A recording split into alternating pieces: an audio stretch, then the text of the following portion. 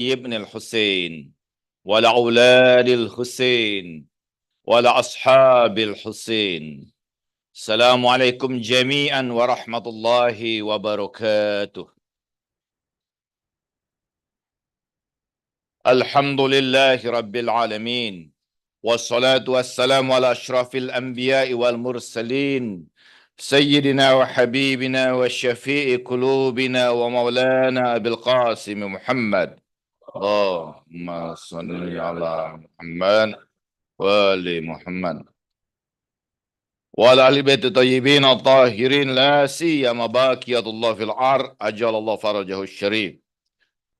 Para peduka Karbala, kembali kita mengarungi Sahara Karbala bersama kafilah kecil keluarga suci Rasulullah Sallallahu Alaihi Wasallam. Malam-malam duka cita ini adalah malam-malam yang tentu memberatkan hati Rasulullah Sallallahu Alaihi Wasallam. Tetes-tetes air mata Sayyidah Fatimah Az-Zahra yang telah membasahi setiap pasir-pasir di Baitul Ahzan adalah gambaran tentang duka cita yang terjadi sangat dahsyat dalam peristiwa Karbala. Kita bersyukur tentu saja pada Allah Subhanahu wa taala bahwa Allah telah memberikan pelita cahaya kepada kita semua untuk selalu bersama dengan keluarga suci Rasulullah Sallallahu Alaihi Wasallam. Berbahagia bersama mereka, berduka cita bersama dengan mereka. Kita berbahagia Allah meletakkan rasa cinta itu kepada manusia-manusia yang utama ini dalam hati kita. Kita tentu selalu berdoa agar rasa cinta ini terus ada bersama kita. Ketika Allah mewafatkan kita, ketika Allah Subhanahu wa taala membangkitkan kita, dan kita tentu memohon agar kelak dibangkitkan bersama dengan keluarga suci Rasulullah Sallallahu Alaihi Wasallam. Malam ini kembali kita mengarungi musibah, mengambil makna dari hakikat musibah yang telah ada. Kita tahu bahwa setiap kita semua pernah mengalami musibah, apapun bentuknya. Bahwa musibah bermakna azab atau bencana yang Allah timpakan kepada sebagian manusia sebelum umat Rasulullah Sallallahu Alaihi Wasallam. Baik itu dalam bentuk kemudian bagaimana Allah Subhanahu wa taala menghancurkan kaum Nabi Nuh dengan mendatangkan banjir, atau Allah Subhanahu wa taala menghancurkan kaum Lut dengan membalikkan kemudian bumi dan memasukkan kemudian kaum Nabi Lut itu, kaum Gomorrah, pada dasar bumi, dan Allah Subhanahu wa taala menjadikan setiap batu-batu itu menjadi batu-batu yang membakar tubuh-tubuh kaum Lut. Demikian juga Allah Subhanahu wa taala menjadikan beragam kaum lainnya dalam kaum, bagaimana kemudian Allah membinasakan Fir'aun sebagai azab yang Allah turunkan bagi kaum itu. Tetapi karena keberkahan, kemuliaan, rahmat dari Rasulullah Sallallahu Alaihi Wasallam, Allah tidak lagi mengazab atas dosa dan keburukan yang dilakukan. Khususnya pada kaum mukminin, kaum muslimin, Allah Subhanahu wa taala menurunkan beragam musibah pada kehidupan kita. Sebagaimana Imam Ali alaihissalam menyatakan bahwa innal bala asra ilal mu'min iltaqa minal matar ila qararil ard. Bahwa bagi orang-orang yang beriman itu Allah turunkan bala, musibah lebih cepat dari air hujan untuk sampai ke muka bumi. Ada ujian demi ujian yang datang kepada kita. Ada beragam musibah yang menimpa kehidupan kita. Dalam kehidupan ini kita tidak pernah lepas darinya. Musibah dalam makna ini adalah at-takfir, atau juga sebagian menyebutnya sebagai tamsih, bahwa Allah Subhanahu wa taala menurunkan musibah itu bagi kaum muslimin, bagi orang-orang yang beriman, sebagai takfiruz dzunub, sebagai penghapus dosa-dosa mereka. Dalam hadis Rasulullah SAW mengatakan bahwa setiap mukmin, anna likulli mu'min falaysa minha illa marad fi salasati ayyam, bahwa seorang mukmin itu tidaklah dia kecuali dia ada sakit yang dia rasakan dalam 3 hari. Kalau dia selama 3 hari itu tidak ada sakit apapun pada dirinya atau peristiwa yang membuat sulit pada kehidupannya, maka ini menjadi satu hal yang tentu kemudian pertanyaan. Kenapa? Karena Allah Subhanahu wa taala bagi seorang mukmin itu pasti dalam 3 hari itu ada kejelekan, ada keburukan yang dilakukan. Dan Allah membersihkan, Allah tamhis dari kemudian kejelekan itu. Apakah itu hanya sekedar kemudian batuk, ataukah dia terpleset saja jalannya, ataukah dia kemudian bagian tubuhnya merasakan sakit tertentu dan sebagainya, atau kadang-kadang kita mengatakan kita salah tidur sehingga leher kita menjadi sakit. Semua itu bagi orang mukmin tidak lain adalah takfir dzunub atau tamhis, pembersihan, penghancuran, peruntuhan dosa-dosanya, ataupun pembersihan atas segala kejelekan-kejelekan yang ada. Salah satu kitab tentang ahwalul qiyamah, As-Samarkandi mengisahkan bahwa di antara penyesalan orang-orang mukmin di alam kubur itu, ketika dia dikuburkan, Allah Subhanahu wa taala membukakan bagi dia tentang beragam rahasia yang telah terjadi pada kehidupannya. Dan di saat-saat itu ada 2 hal yang membuat dirinya menyesal. Yang pertama adalah bahwa ketika ada kesempatan untuk berbuat baik di hadapannya, dia tidak segera melakukan kebaikan itu. Dan yang kedua, ketika Allah Subhanahu wa taala menimpakan kesulitan baginya, dia segera memohon agar Allah melepaskan dari kesulitan itu. Padahal Allah bukakan kesulitan-kesulitan itu justru kemudian yang menyelamatkan dirinya, yang meruntuhkan dosa-dosanya. Beragam hal dalam kehidupan ini bagaimana Allah Subhanahu wa taala memberikan perlindungan bagi kita. Di Isfahan ada satu tempat yang di situ sampai sekarang ada fosil, ada tanda-tanda dari satu bebatuan, dan kemudian di situ ada burung yang sudah menjadi batu. Ada kisah yang menarik terkait dengan ini.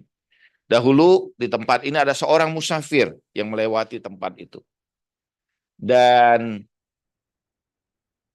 dia dalam keadaan kehausan. Dia ingin mengambil air, dia cari air di tempat itu, dia dapati di antara bebatuan itu ada air yang mengalir.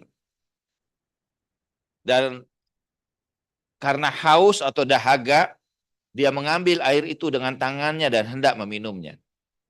Tapi tiba-tiba ada seekor burung yang kemudian menyerang tangannya, sehingga kemudian air itu terlepas dari tangannya. Dia tidak jadi meminum air itu.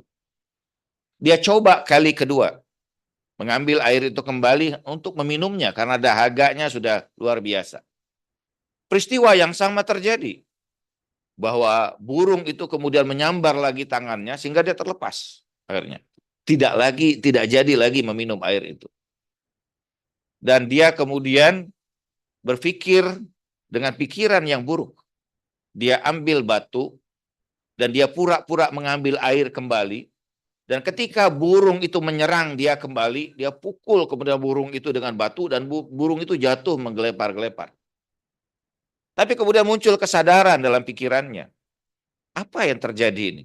Ini peristiwa yang tidak biasa. Sehingga kemudian dia mencoba untuk naik ke atas bebatuan itu untuk mencari sumber air itu. Apa yang dia dapatkan? Dia saksikan ada seekor ular begitu besar tempat itu. Ada genangan air. Tapi di antara genangan air itu ada tetes-tetes bisa ular itu. Burung tadi telah menyelamatkan dirinya. Dan Allah Subhanahu wa taala menolong kita dari beragam kesulitan-kesulitan dan sebagainya. Kadang-kadang lewat satu peristiwa yang kita anggap itu suatu peristiwa yang tidak menyenangkan diri kita. Kita menderita sakit, tentu tidak nyaman, iya.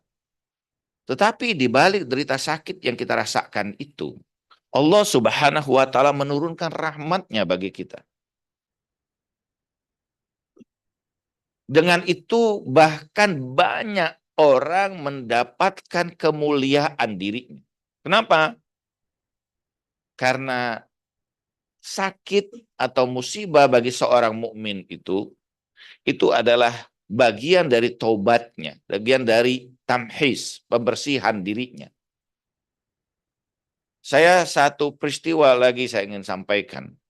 Saya punya seorang keponakan, anak kemenakan. Seorang perempuan, saya dari kecil mengajar dia mengaji. Dan kemudian saya kenalkanlah kepada Ahlul Bait alaihimussalam. Setelah graduate dia juga mengajar, kemudian mengaji anak-anak.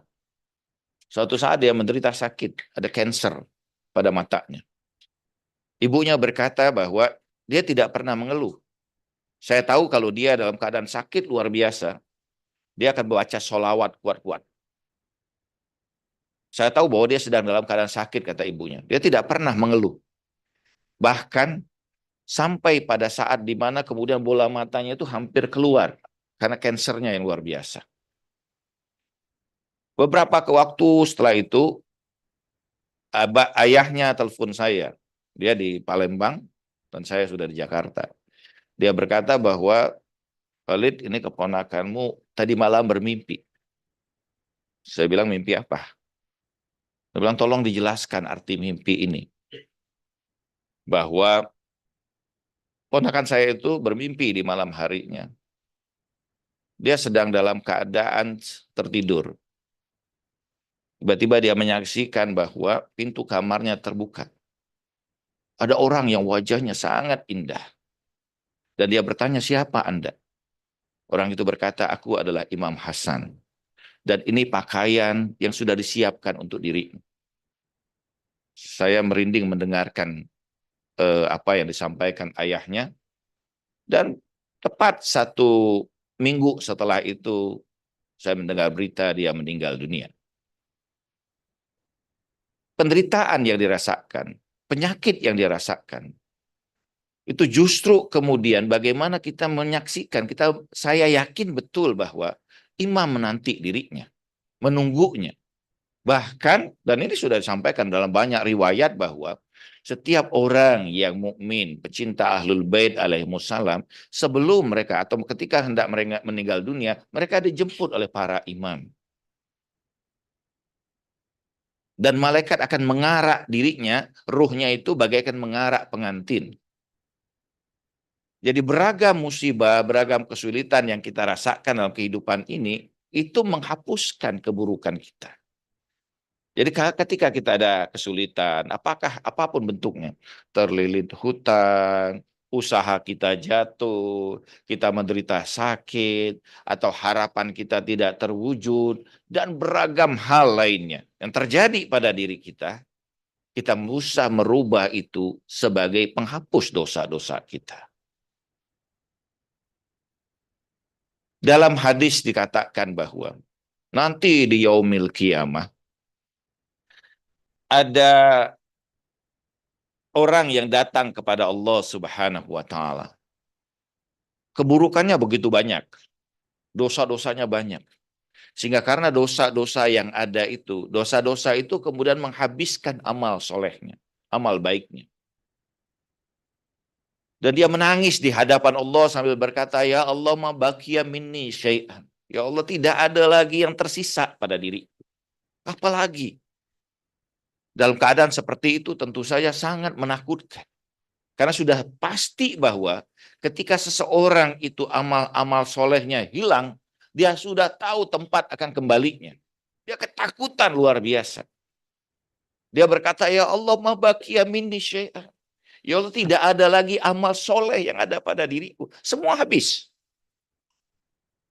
Tapi dalam keadaan ketakutan yang luar biasa seperti itu, tiba-tiba di atas kepalanya ada awan. Dan awan itu menjatuhkan kebaikan yang begitu banyak. Sehingga dia bertanya pada Allah, ya Allah, awan apakah ini? Allah berkata bahwa itulah awan kesabaran ketika aku timpakan musibah kepada dirimu dan kau sabar menerimanya. Ala Nabi wa salawat. Allahumma salli ala Muhammad wa ali Muhammad. Ini azab, ini musibah bagi orang-orang yang beriman. Dan kita tidak bisa menghindari dalam hukum kehidupan kita ini. Pasti terjadi. Tetapi ada musibah kedua. Musibah yang kemudian menimpa para nabi. Kita bisa dapatkan misalnya di dalam Al-Quran. Misalnya tentang Nabi Yunus alaihissalam. Bagaimana Allah subhanahu wa ta'ala kemudian menimpakan kepada Nabi Yunus ini bagaimana dia meninggalkan kaumnya. Allah mengatakan wazanun izzahaba mughadiban fanzanna alaihi fanada fi zulumati alla ilaha illa ant subhanaka inni kuntu minaz zalimin. Dan bagaimana kemudian Nabi Yunus itu meninggalkan kaumnya dalam keadaan marah dan dia dimasukkan kemudian kepada apa? Kepada ikan yang sangat besar. Sampai dia berada dalam kegelapan itu dan dia kemudian memanggil Allah dengan mengucapkan tiada Tuhan selain Engkau, Maha Suci Engkau, sesungguhnya aku termasuk orang-orang yang zalim. Ini musibah yang kemudian Allah timpakan kepada Nabi. Dan Allah mengatakan juga pada surah Shafat bahwa falaula annahu kana minal musabbihin lalabisa fi batnihi ila yaumi yub'atsun. Allah mengatakan bahwa kalau bukan karena dia bertasbih itu, maka pastilah dia akan berada di perut kemudian ikan itu sampai hari dibangkitkan. Tapi karena tasbihnya itulah yang kemudian Allah keluarkan dia. Nabi Yakub alaihissalam, dia selalu mengajak orang-orang fakir untuk datang ke rumahnya dan makan bersamanya. Dia hidangkan. Selalu dia hidangkan makanan kepada orang-orang fakir. Tetapi kemudian, satu saat, dia sudah selesai menghidangkan dan orang sudah makan, datang seorang fakir yang dalam keadaan kelaparan, dan dia meminta makan kepada Nabi Yakub alaihissalam. Nabi Yakub berkata bahwa bahwa ini sudah selesai, sudah habis. Seharusnya engkau datang lebih cepat atau lebih awal. Sehingga orang itu, kemudian orang fakir itu meninggalkan Nabi Yakub alaihissalam dalam keadaan sedih, dalam keadaan kelaparan. Di malam hari dia berdoa pada Allah, ya Allah aku datang kepada hamba-Mu, tapi dia tidak memberiku makan. Dan Allah berkata kepada Yakub, ya Yakub ista'id. Wahai Yakub bersiaplah. Aku akan datangkan musibah kepadamu segera. Apa musibah kepada Nabi Yakub alaihissalam? Allah hilangkan Yusuf selama 20 tahun darinya. Apakah musibah pada Nabi ini ada takfir zunub? Mereka tidak punya dosa seperti kita. Para Nabi, mereka maksum alaihissalam. Mereka maksum, mereka terpelihara dari beragam keburukan, dari kejelekan. Dalam keyakinan kita bahwa tidak mungkin seorang Nabi itu melakukan keburukan. Mustahil. Dalam i'tiqad kita bahwa Nabi itu terpelihara. Mereka orang yang dijaga oleh Allah Subhanahu wa ta'ala. Apa artinya musibah bagi mereka? Para ulama mengatakan bahwa musibah bagi para anbiya ini tidak lain adalah at-tarfi'. Sesuatu yang menyempurnakan hakikat diri mereka. Mereka bukan melakukan kekeliruan, bukan melakukan kesalahan. Tapi mereka tidak melakukan hal yang lebih utama, aulawiyah. Jadi bahwa para nabi atau bahkan para maksumin alaihimussalam, mereka melakukan hal-hal yang bukan hanya wajib saja, tapi melakukan hal yang lebih baik, yang lebih sempurna. Bagi mereka, ketika kemudian mereka tidak melakukan kemudian hal-hal yang sempurna seperti itu, maka itu satu kesalahan. Bagi orang biasa itu bukan hal yang salah ya. Ketika dia sudah selesai tidak memberikan makan sebagaimana Nabi Yakub atau seperti Nabi Yunus yang karena dakwahnya tidak diterima, ditolak, diusir, dia tinggalkan kaumnya, bagi orang awam mungkin biasa itu. Dalam hadis katakan hasunatul abror sayyatul muqarrabin. Bagi orang awam itu sesuatu yang baik, tapi bagi orang yang utama, orang yang mulia itu sesuatu yang jelek. Jadi bagaimana mungkin misalnya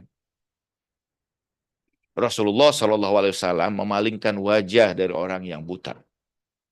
Kita berkata, oh itu biasa, itu hal yang wajar. Kita aja ketika ada pertemuan, ada orang datang dalam keadaan ini mengganggu pertemuan, kita akan marah. Kita. Tapi Nabi berbeda. Mereka melakukan hal-hal yang bersifat aulawiyah, yang utama, yang mulia, yang sempurna. Berbeda dengan kita. Nabi, kita yakin bahwa Nabi itu tidak pernah berdosa. Sekalipun itu Nabi Adam alaihissalam. Nabi Adam memang diciptakan Allah di dalam Al-Quran untuk dunia ini. Ini ja'ilun fil ardi khalifah. Kami akan jadikan dia sebagai apa? Di muka bumi. Allah memang sudah membuat skenario bahwa Nabi Adam ini mau disampaikan pada muka bumi. Ini ada pembahasan panjang. Di surga itu tidak ada agama, tidak ada syariat. Sehingga melakukan kesalahan. Mustahil dalam keyakinan kita. Jadi yang terjadi pada para nabi ini, ketika musibah ditimpakan pada mereka karena mereka tidak melakukan hal-hal yang utama, yang mulia, yang sempurna, itu terjadi musibah yang ditimpakan Allah kepada mereka, itu musibah yang bersifat tarfi'. Para ulama mengatakan itu musibah yang kemudian mengangkat ketinggian derajat mereka, menghapuskan hal yang kemudian mereka seharusnya mereka lakukan sebagai seorang nabi, hal-hal yang utama tapi tidak mereka lakukan, sehingga Allah kemudian menurunkan musibah bagi mereka. Musibah ini bukan takfir, bukan penghapusan dosa, tapi ini tarfi'. Ini yang mengangkat, memuliakan kembali derajat mereka. Tetapi tarfi' ini pun tidak terjadi kepada al-ma'sumin alaihimussalam.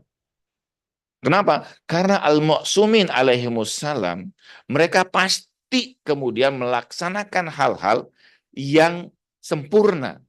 Seluruh tindakan-tindakan mereka, bahkan Rasulullah dalam Al-Quran katakan bahwa kana lakum fi rasulillahi uswatun hasanah. Ini contoh yang paling utama, sehingga tidak mungkin keluar dari diri Rasulullah SAW atau dari diri maksumin alaihimussalam ada tindakan-tindakan yang tidak sempurna. Semua tindakan mereka sempurna. Semua perilaku yang muncul dari diri mereka itu semua adalah sesuatu yang menggambarkan kesempurnaan sebagai manusia. Tetapi kita menyaksikan bahwa mulai dari Rasulullah sampai sahibul asri wa zaman ajallahu farajahu syarif. Allahumma salli ala Muhammad wa ali Muhammad. Allah timpakan pada mereka musibah. Dalam makna apa?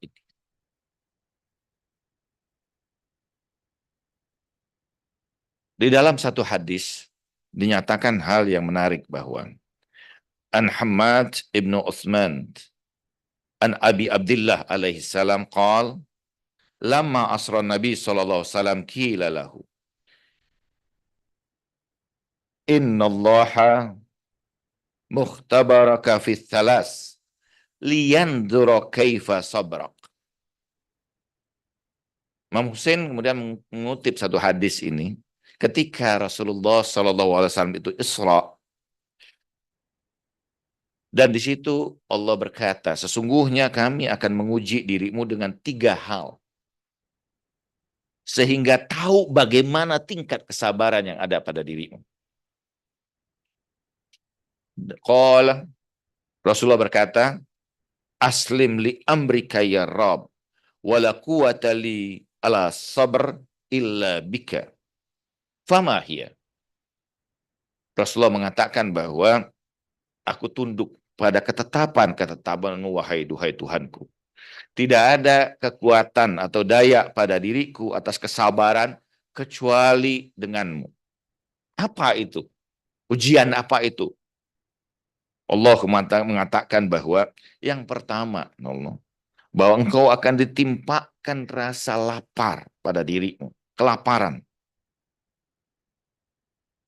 Bukan hanya pada dirimu, bahkan kepada keluarga.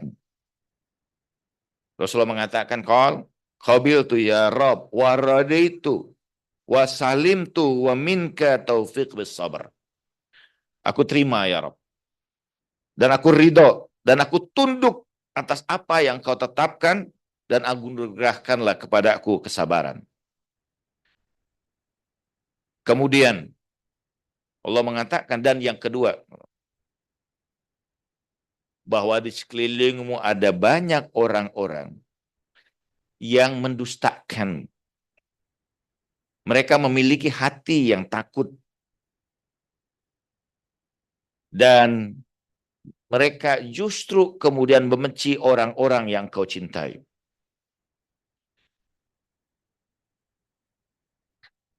Rasulullah berkata, ya Rabb, qabiltu wa raditu wa salimtu wa minka taufiq bis sabr. Ya Allah, aku terima. Dan aku ridho. Aku tunduk atas ketetapanmu dan aku sabar atasnya. Dan yang ketiga, Allah mengatakan, wa amma thalitha, fama yalqa ahli baitika min ba'dika minal qatl. Wa amma akhuka Ali fayalqa min ummatika asyatam wa ta'nif wa tawbih wal hirman wa juhud wa zulum wa akhiru zalika al-qatl. Allah mengatakan, dan yang ketiga bahwa apa?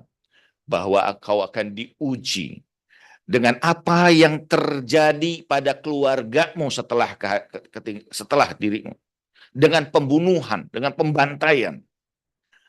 Saudaramu Ali, dia akan mendapatkan umat yang telah bersama dengan dirimu, membenci dirinya, mengkhianatinya, bahkan kemudian menyingkirkan dirinya, melakukan beragam kezaliman atasnya. Dan akhir dari itu adalah apa? Pembunuhan. Apa yang dijawab Rasulullah? Faqal ya Rabb salimtu wa qabiltu wa minka taufiq bis sabr. Duhai Tuhan, aku terima. Aku tunduk pada ketetapanmu dan aku sabar. Sementara putrimu, Allah mengatakan, setelah peninggal dirimu, dia akan dizalimi. Dia akan diharamkan kemudian dari orang yang ada sekitarnya. Dan semua akan menunjukkan kemarahan atasnya. Mereka akan kemudian memukul dirinya. Dan dia akan sementara dirinya dalam keadaan hamil. Dan mereka akan masuk ke rumahnya dalam keadaan tanpa izin. Dan dia jatuh dalam keadaan tanpa penolong. Kemudian padanya ada 2 orang putra. Yang pertama akan diuji karenamu, bahwa dia akan dibunuh oleh orang yang dekat dengannya. Sementara yang kedua, dia akan terpenggal di sebuah tempat yang tidak ada di antaramu di sana. Rasulullah mengatakan bahwa apa? Inna lillahi wa inna ilaihi raji'un. Ujian yang terberat bukan kepada diri kita, tapi ujian yang paling berat yang diujikan Allah Subhanahu wa taala kepada Rasulullah SAW adalah apa? Justru menimpa kemudian keluarga. Jadi ujian yang paling dahsyat pada Rasulullah bukan ujian atas lapar, atas nubuah, tapi atas keluarga yang kemudian ditinggalkan. Ujian yang sama pernah terjadi kepada Nabi Allah Ibrahim alaihissalam. ketika diperintahkan Allah untuk menyembelih anaknya. Ini ujian. Ujian yang paling berat bukan mengenai diri kita.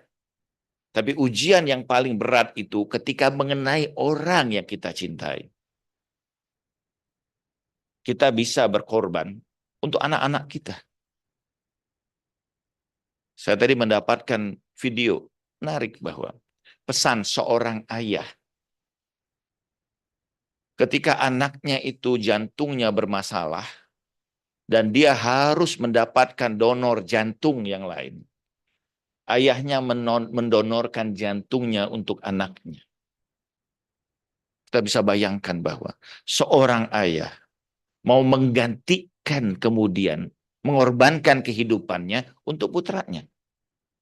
Kenapa? Karena ini untuk orang yang paling dicintai. Dan ketika kemudian ayah atau ibu itu diuji dengan anaknya, ini ujian yang paling berat. Mereka rela untuk menanggung beragam kesulitan dan derita, tapi ketika kemudian musibah itu didatangkan kepada anak-anaknya, ada banyak orang tua yang tidak sanggup karenanya. Dan ujian yang paling dahsyat kepada Rasulullah SAW. Kalau Nabi Allah Ibrahim, Allah uji dengan anaknya. Ya, jadi walaupun itu kedua-duanya mengalami ujian itu, mengalami musibah tersebut, perintah untuk menyembelih putranya, ini arafil manam anni azbahuka fandur madza tara. Aku menyaksikan mendapatkan perintah dalam mimpiku untuk menyembelih dirimu, bagaimana pandanganmu? Nabi Ismail mengatakan, ya batif al-matumar satajiduni insyaallah minas sabirin. Wahai ayahku, lakukan apa yang diperintahkan Allah kepadamu. Niscaya engkau akan dapati diriku dalam keadaan sabar. Betul, kedua-duanya diuji. Tapi yang paling berat ujiannya tentu kepada Nabi Allah Ibrahim alaihissalam. Jadi musibah yang terjadi pada Ahlul Bait alaihissalam, itulah yang kemudian melukai hati Rasulullah SAW yang paling dalam. Ujian yang paling dahsyat kepada Rasulullah SAW. Ketika Ibrahim alaihissalam disampaikan dalam riwayat, disebutkan bahwa bagaimana kemudian ini ketika Allah Subhanahu wa taala menggantikan wa fadainahu bizibhin azim, dan kami gantikan sembelihan ini dengan sembelihan yang lain. Dan Allah kemudian tampilkan kemudian bagaimana peristiwa Karbala terjadi. Nabi Ibrahim berkata kepada Allah, ya Allah, kalau itu terjadi padaku, akan terlepas kenabian dari diri. Tetapi karena ini ditimpakan kepada manusia yang paling agung, paling mulia, dialah yang sanggup kemudian memanggul kemudian ujian atau musibah ini. Musibah yang terjadi pada peristiwa Karbala berbeda dari musibah-musibah yang lain. Kalau para nabi tadi, mereka kemudian karena tidak melakukan hal yang sempurna, hal yang paling utama, Allah timpakan musibah. Sementara Imam Hussein alaihissalam, Ahlul Bait alaihissalam adalah orang-orang yang paling utama.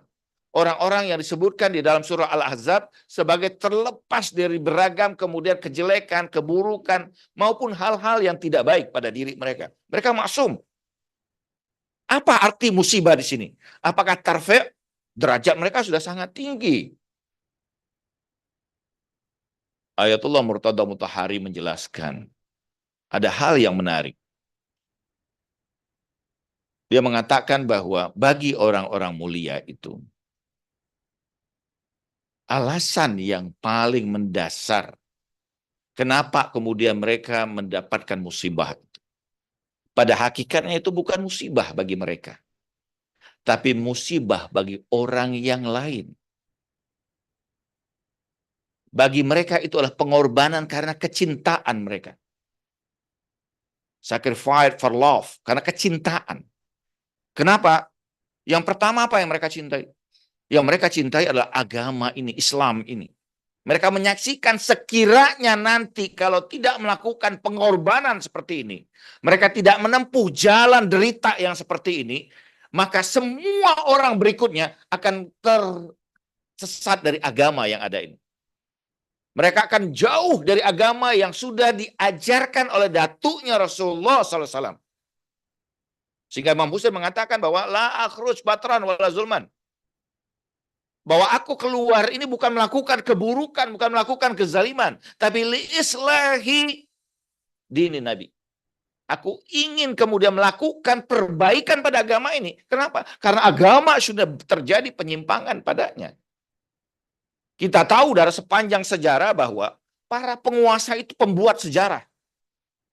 Kalau kita membaca sejarah, seakan-akan sebagaimana yang sudah tertulis, ada banyak sekali buku-buku sejarah itu yang sebenarnya dikuasai oleh para penguasa dan dibuat versi sejarah sesuai dengan keinginan mereka. Karena itu kita kritis padanya.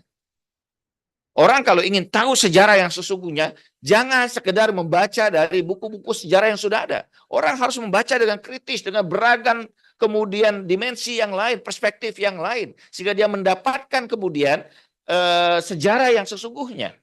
Dan sejarah ini, Imam Hussein tahu alaihissalam. Para aimah tahu bahwa seandainya pengorbanan ini tidak dilakukan, ini terjadi kesesatan yang luar biasa. Ini yang pertama, bahwa ini kecintaan pada agama ini. Dr. Murtadha mengatakan bahwa pengorbanan musibah yang terjadi ini karena kecintaan pada agama. Bahwa agama ini berbahaya dalam keadaan yang paling genting. Kalau tidak menempuh jalan derita yang seperti ini, agamanya akan terjadi kerusakan. Dan yang kedua bahwa al-ma'sumin alaihimussalam, mereka melakukan kemudian beragam atau mendapatkan, kita menyaksikan itu sebagai musibah. Tetapi bagi mereka bahwa itu adalah kecintaan kepada Allah Subhanahu wa taala. Tidak mungkin derajat yang tinggi, derajat yang paling utama ini tanpa kemudian melakukan pengorbanan padanya. Jadi musibah itu bagi siapa sebenarnya? Bagi setiap orang yang kemudian hati mereka itu masih dalam keadaan terbuka. Hati mereka masih dalam keadaan hidup. Mereka menyaksikan bahwa musibah ini ada satu pelajaran yang sangat mendasar. Ada hal yang luar biasa. Imam Hussein menyerahkan semua ini. Dalam bagian-bagian akhir, kalau kita baca beberapa perkataan-perkataan Imam Hussein misalnya, dalam kitab-kitab Maktal itu, dia mengadah ke langit dan berkata pada ya Allah, aku akan datang kepadamu dalam keadaan yang seperti ini, sehingga kau ridho kepada aku, korbankan semuanya. Orang kalau sudah dalam keadaan kecintaan yang luar biasa, apapun tidak ada bernilai baginya.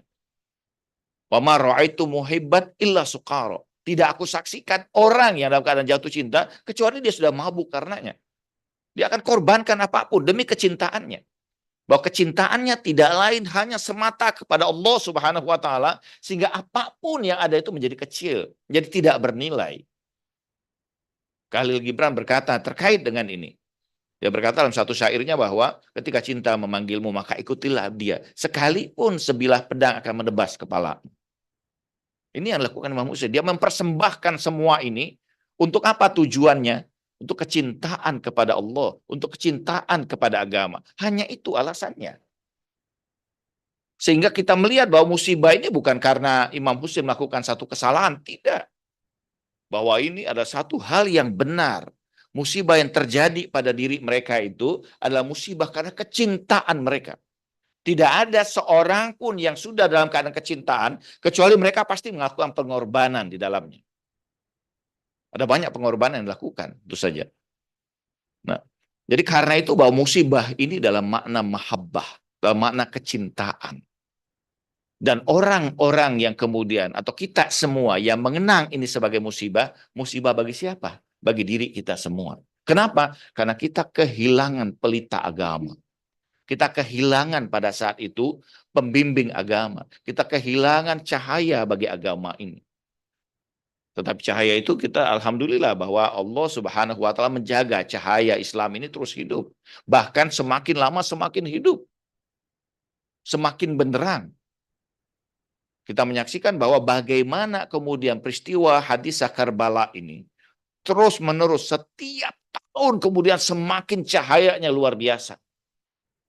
Saya pernah menyampaikan di sini bahwa kalau kita datang ke Indonesia misalnya, itu luas. Saya pernah mendapatkan tugas ke Papua. Di Papua naik kapal lagi ke satu daerah yang namanya kemudian Raja Ampat di sebuah desa.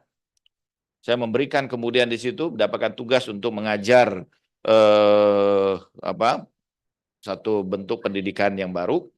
Ada banyak yang datang dan ternyata salah satunya adalah pecinta Ahlul Bait dan saya dibawa kemudian pada majelis mereka. Kalau tempat yang jauh dari Jakarta kita harus terbang 4 jam kurang lebih. Sekarang dimanapun Anda di sana, Anda temukan para pecinta Ahlul Bait. Bahwa cahaya ini adalah cahaya cinta yang kemudian mengobarkan kemudian api di dada setiap orang yang hatinya masih dalam keadaan hidup. Siapapun kemudian yang kemudian menghidupkan peristiwa ini, maka pada saat yang sama dia akan menghidupkan cinta di dalam hatinya. Hatinya menjadi lebih bergelora. Merasakan betapa kemudian luar biasa musibah yang ada ini. Justru musibah inilah yang mengangkat diri kita semua. Di dalam ziarah Asyura, kita membaca laqad azumatir raziyah wal musibatu bika alaina wa ala ahli samawati wal ard wa jami'u ahli islam wa samawati wal ard. Dalam doa ziarah itu kita membaca bahwa betapa kemudian keagungan dari penderitaan dan musibah yang terjadi ini bagi kita. Bukan bagi Imam Hussein alaihissalam. Ini pengorbanan mereka karena kecintaan. Mereka merindukan itu. Jadi kalau ada orang bertanya kemudian kenapa Imam Hussein sudah tahu bahwa itu akan terjadi kemudian pembantaian. Tetapi kenapa mereka Imam Hussein terus datang bersama keluarganya? Karena kecintaan. Ini bukan semua karena sesuatu yang menakutkan. Syahadah itu adalah kebahagiaan, kebanggaan, keindahan bagi mereka, kesempurnaan. Kalau ada syubhah yang mengatakan bahwa kalau sudah tahu kenapa tidak dihindari? Karena ini jalan kecintaan. Dengan itulah kemudian dia mendapatkan kedudukan yang mulia di sisi Allah Subhanahu wa taala. Dengan itulah kemudian Islam ini tetap terpelihara sampai akhir zaman. Jadi karena itu kita melihat bahwa musibah Karbala atau musibah yang terjadi pada Asyura ini bukan musibah yang takfir sifatnya, menghapuskan keburukan, bukan musibah yang kemudian disebutkan sebagai tarfe yang mengangkat derajat, tapi musibah ini musibah karena kecintaan. Karena kecintaan kepada Islam, karena kecintaan kepada Allah. Dan siapa saja yang masuk dan mengenang musibah itu, maka hatinya dipenuhi dengan kecintaan tersebut.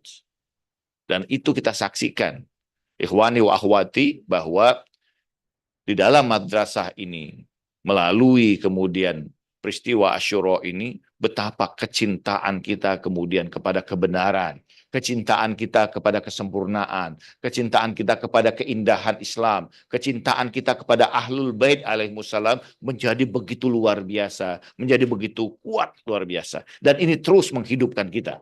Setiap tahun ketika kita mengenang kembali musibah ini, itu juga menghidupkan gelora yang luar biasa di hati kita. Karena itu bahwa yang penting untuk kemudian mengenang peristiwa ini bukan Imam Hussein, bukan Ahlul Bait, tapi diri kita semua. Diri kita yang memerlukan kemudian semangat itu, diri kita yang memerlukan cahaya itu, diri kita yang memerlukan kecintaan itu. Kalau di hati kita, Allama Dasgib mengatakan bahwa sekiranya seseorang itu datang ke majelis Muharram dan hati mereka itu merasakan kecintaan atas musibah ini, kecintaan atas keluarga suci Rasulullah SAW, maka ketahuilah bahwa Ahlul Bait mencintai diri mereka. Allahumma sholli ala Muhammad wa ali Muhammad. Karena kecintaan yang seperti ini tidak mungkin terjadi kepada hati yang tidak dicintai oleh Rasulullah dan keluarga sucinya. Kecintaan kita kepada Allah menunjukkan bahwa Allah mencintai kita. Kecintaan kita kepada keluarga suci Rasulullah menunjukkan bahwa mereka mencintai kita semua. Malam ini adalah malam duka cita. Sahara Karbala menjadi lengang. Keluarga suci Rasulullah SAW telah mendirikan tenda-tenda.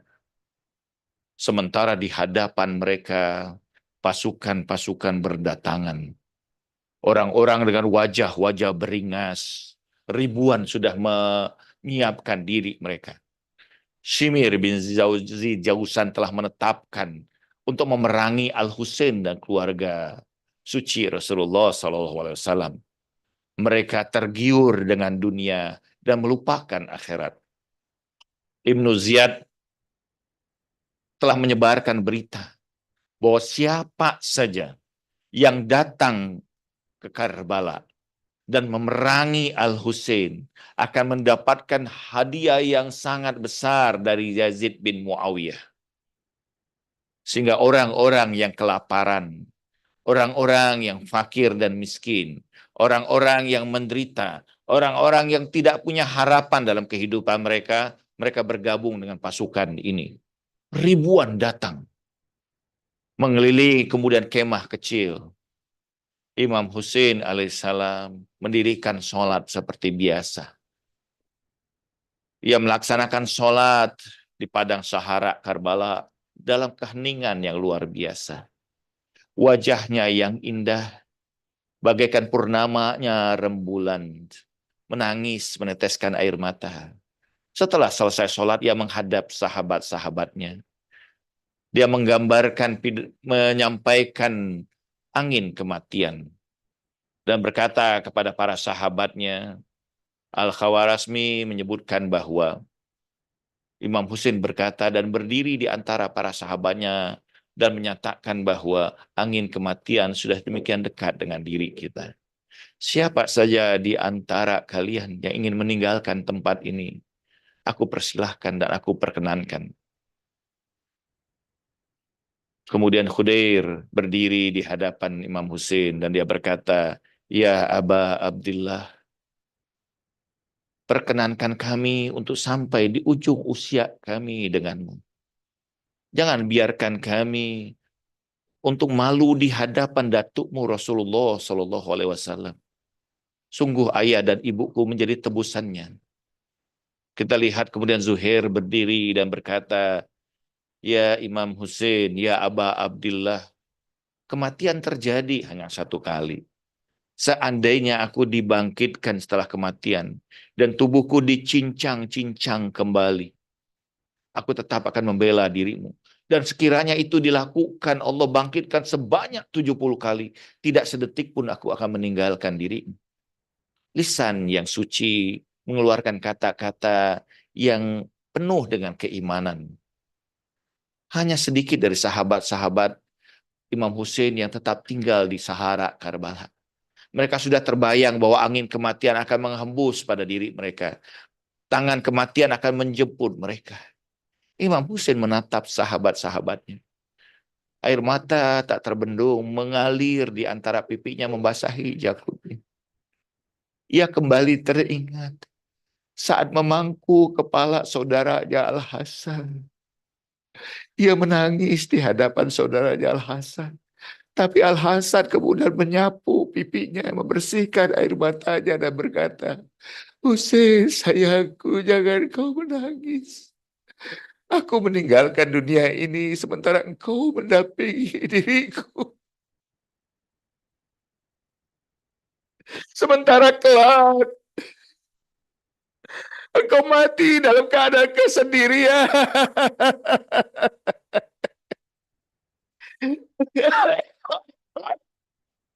Tidak akan ada yang menemani dirimu. Ya Husain, sayangku, jangan kau tangisi kematianku. Karena kelak tidak akan ada yang menangisi dirimu.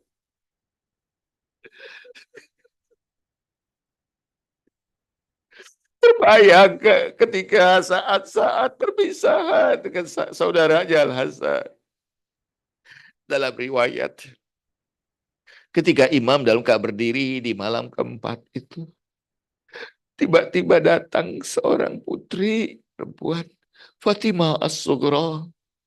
Dia mendatangi ayahnya Al-Husain, memeluk kakinya, ya Abah. Aku takut ya Abah. Aku takut ya Abah.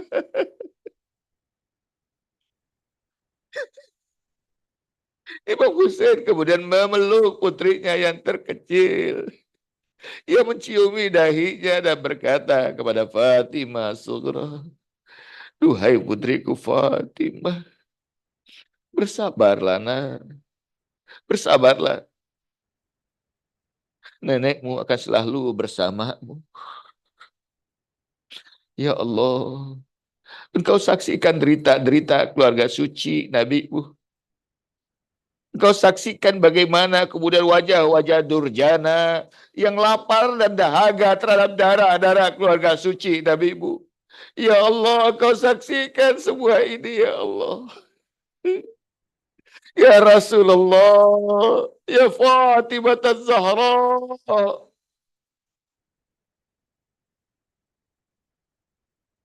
Ya Allah, terimalah pengorbanan keluarga suci Nabi Nuh. Dan gabungkan tetes-tetes air mata kami dengan tetes-tetes air mata Sayyidah Fatimah Az-Zahra. Inna lillahi wa inna ilaihi raji'un. Wa saya'lamuna zalamun ayyamun kalabin yankalibun.